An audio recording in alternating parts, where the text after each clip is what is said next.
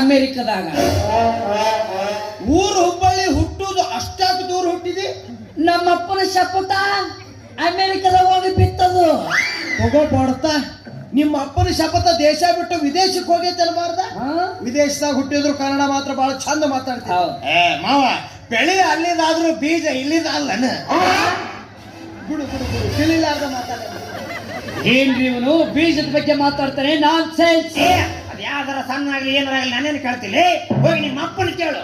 ಬೀಜದವಂತೇಳಿ ದೇಶ ಬಿಟ್ಟು ವಿದೇಶಕ್ಕೆ ಹೋಗಿ ನಾಟಿ ಮಾಡೋದ ಐತೆ ನಿಲ್ಲದಕ್ಕ. ಪದ್ಧತಿ ಎಲ್ಲ ಏನಿಲ್ಲ. ನಿಮ್ಮ ಅಪ್ಪನ ಹೊಲಸ ಬೀಜನ ತಂದು ನಿಮ್ಮ ಅಪ್ಪನ ಕೊಳತ ಬೀಜ ಅಂತ ಯಾಕೋ ಅವ್ರ ಅಪ್ಪನ ಬೀಜ ನೀನ್ ನೋಡಿಲ್ಲ, ನಿಮ್ಮ ಅಪ್ಪನ ಬೀಜ ಅವ ನೋಡಿಲ್ಲ. ನೋಡ್ಲಾರ್ದ ಬೀಜಕ್ಕೆ ಸುಮ್ಮನೆ ಮಾಡ್ದಾಡುದ. ಬಿಡಪ್ಪ ಅವ ತಿಳಿಲಾರ್ದ ಮಾತಾಡೇನ.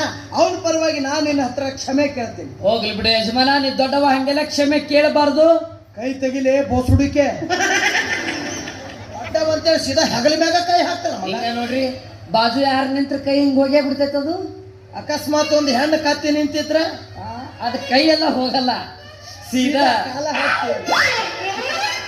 ಆದ್ರೂ ಈ ಮಂಗನ ಮಗ ನಿಮ್ಮ ಅಪ್ಪನ ಬೀಜದ ಬಗ್ಗೆ ಹಿಂಗೆಲ್ಲ ಮಾತಾಡಬಾರ್ದ.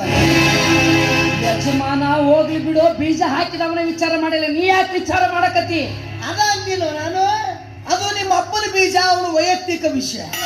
ಅವನಿಗೆ ಎಲ್ಲಿ ಹಿತ ಅನ್ಸಲ್ಲ ಹಾಕ್ಯಾನ. ಇಲ್ಲಿ ಮೊದಲು ನಿನ್ನ ಬೀಜದ ಬಗ್ಗೆ ವಿಚಾರ ಮಾಡ, ಆಮೇಲೆ ನಮ್ಮಪ್ಪನ ಬೀಜದ ಬಗ್ಗೆ ವಿಚಾರ ಮಾಡವಂತೆ ಅಂತ.